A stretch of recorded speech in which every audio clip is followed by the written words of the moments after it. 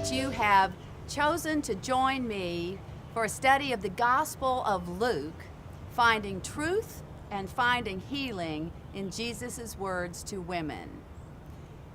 Have you ever thought what gospel means? Gospel means good news, and this is a good news study for women.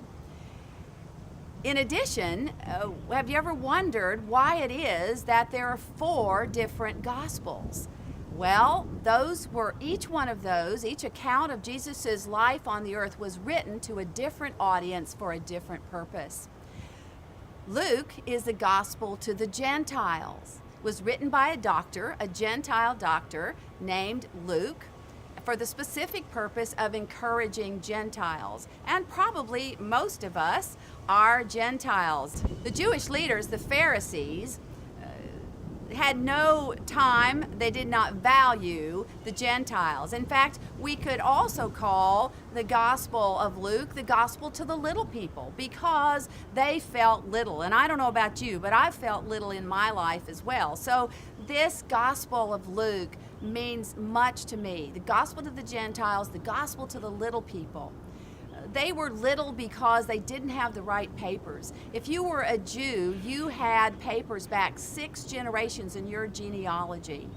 But indeed, the Jews made the Gentiles feel worthless.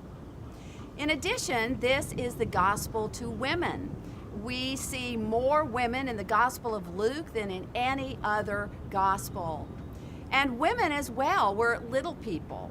Women could not be a witness in a trial. Women could not own property. In fact, they were sometimes actually considered property. They were denied education.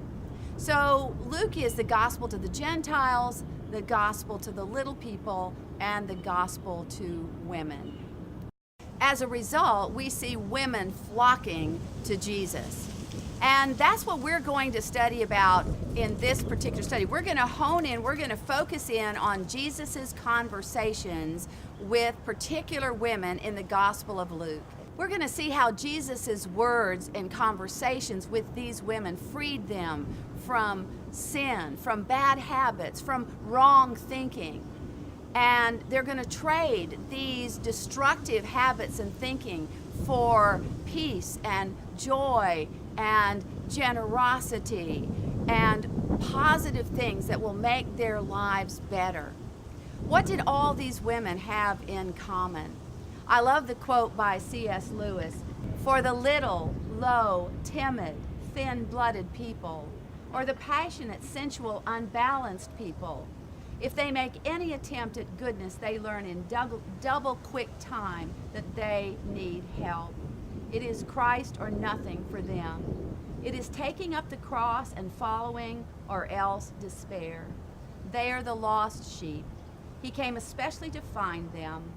They know they need God." These women realized that they needed God. Their hearts were soft and pliable and repentant. Jesus said that we must come to him as little children.